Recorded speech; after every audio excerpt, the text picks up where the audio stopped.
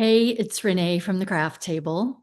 We are now at week 11 of our Summer Embroidery Stitch Along. This week, I have several bonus stitches to go over with you. I'm going to demonstrate how to do the whipped back stitch. The whipped back stitch starts with a base layer of back stitches, as you might guess. And I've already stitched the back stitch on this shape. And I have my thread knotted, and I'm going to bring it up from the back of my fabric at the base of my back stitch.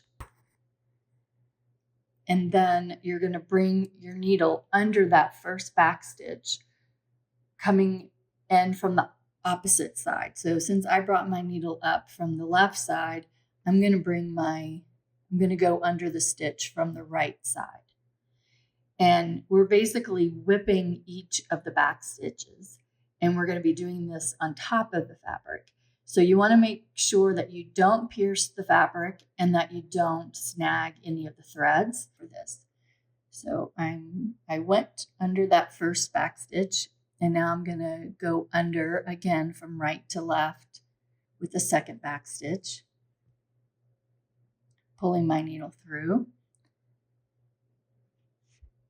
And again, under that stitch, pulling the thread and the needle through.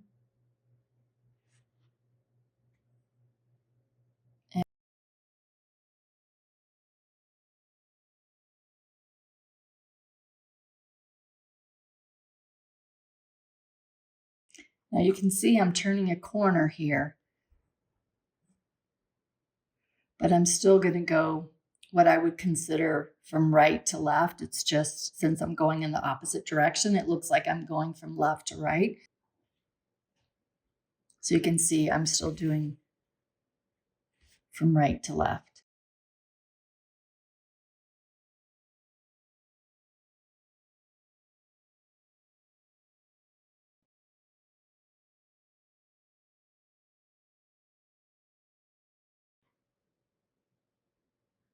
And I'm going to take my needle to the back at the edge of that last back stitch. So that was the whipped back stitch, and now I'm going to demonstrate the back stitched chain stitch, which is another stitch that combines two previously learned embroidery stitches. And it begins with the foundation of the chain stitch. I'm going to bring my needle up on the inside of the second chain stitch.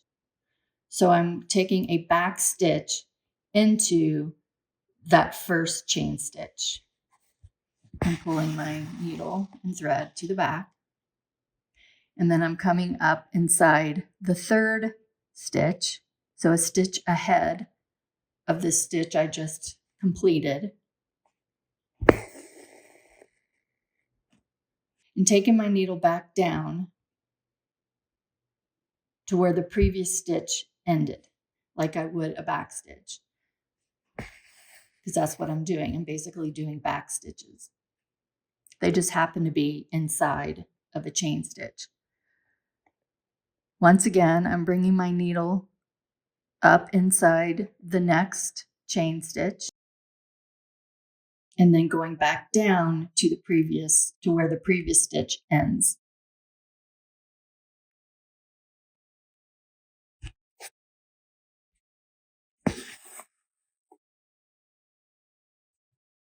Once again, bringing my needle inside the next chain stitch, pulling it through to the top, and then putting it down where the previous stitch ended.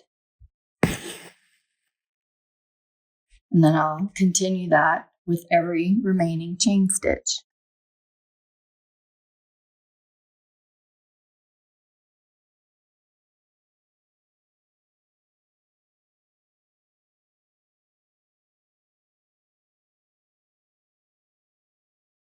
I'm going to demonstrate this next stitch in this orange area right here.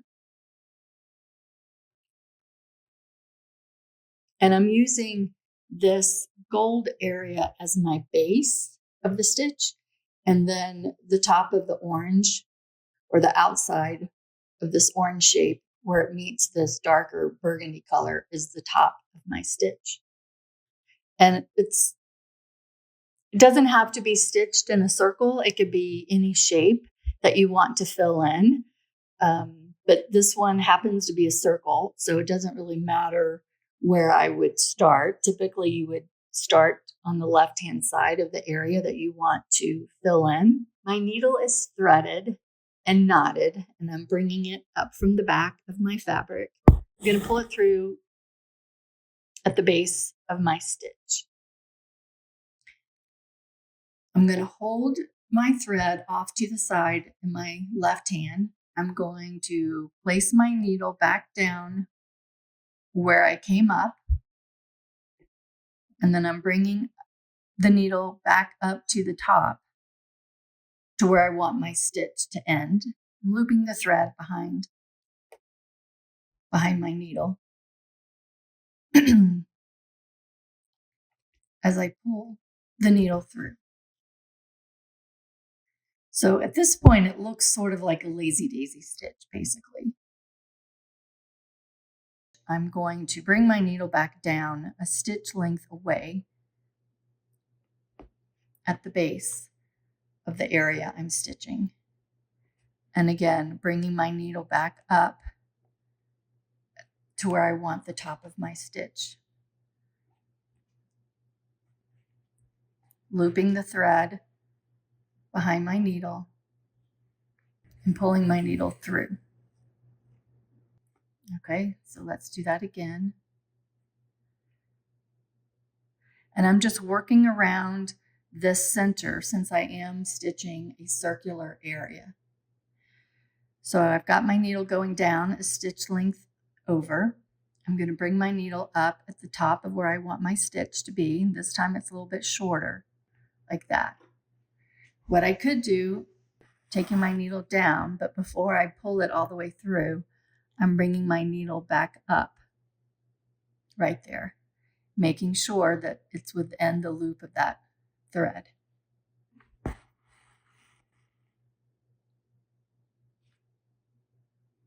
And I'm going to just work my way around this circle, doing the same thing. And so you can see this one's a little bit wider as I make my way around.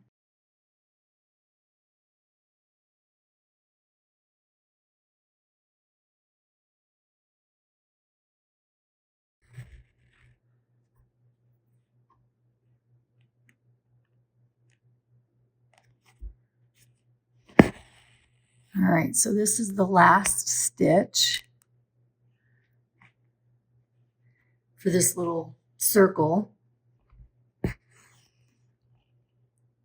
So what I'll do now, take my straight stitch down into inside that very first stitch at the top.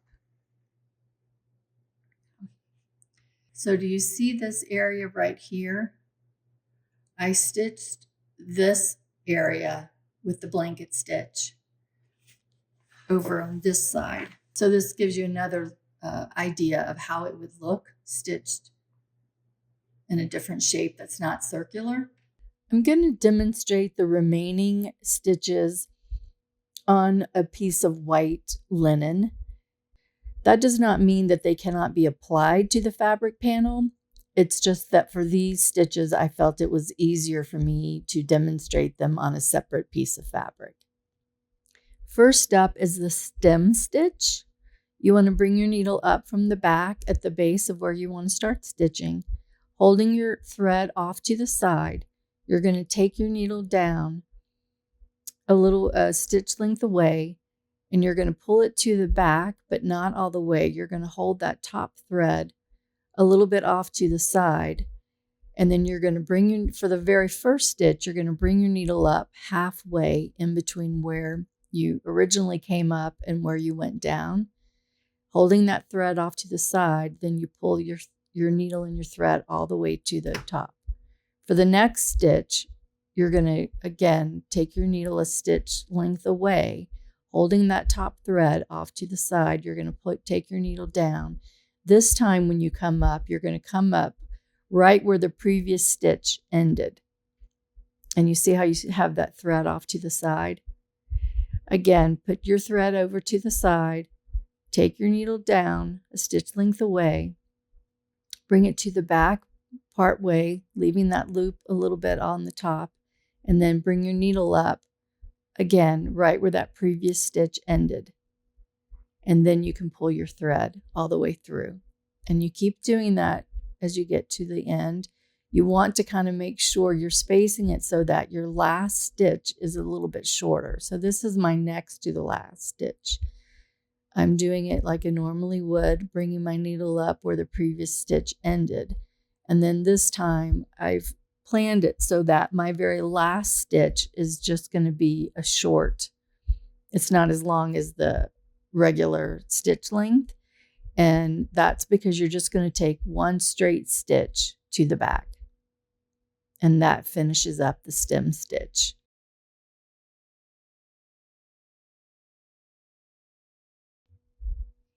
So basically, to make the wheat ear stitch, you're going to make 2 straight lines that are angled in the shape of a V. So once you have your V, you're going to then bring your needle up centered a little bit below that V, and then you're going to slide your needle underneath those 2 straight stitches, making a loop, and then putting your needle back down where you came up, making like a single lazy daisy stitch, but in reverse. So I like to nestle these sort of like I do the fly stitch. So you'll bring up your needle again, make a slanted straight stitch going one way and then the other way to form a V. Bring your needle down, centering it, pull it all the way up to the top, slide it underneath that V without piercing the fabric, and then bringing it around to form a loop and putting your needle back down in that same hole and taking it to the back. And that is the wheat ear stitch.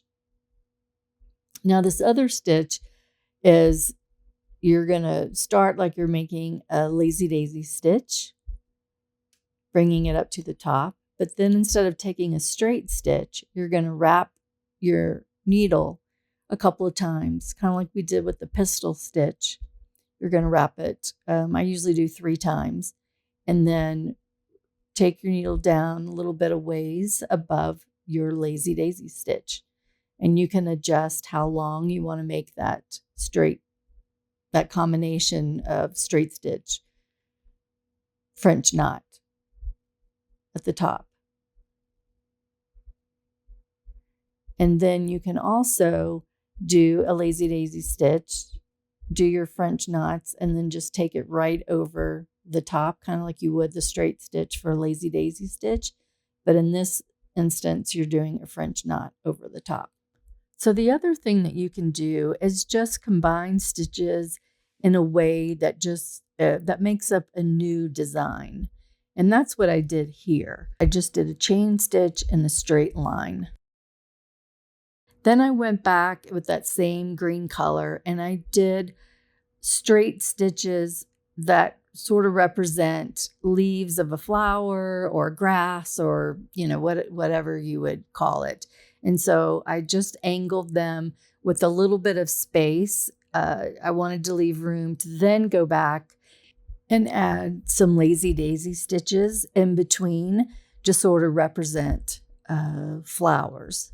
So here's another example of just combining different stitches to get a certain look or design. I did in the bright pink, that is the raised chain stitch, and the aqua is 3 sets of 5 lazy daisy stitches. And then with the yellow, I did straight stitches inside each of the lazy daisy stitches, and then I did French knots in between each of those lazy daisy stitches. So those are the different bonus stitches that I am sharing with you regarding this stitch along. If you are enjoying the stitch along, please leave me a thumbs up. Happy stitching, and I will see you back here in a couple of weeks.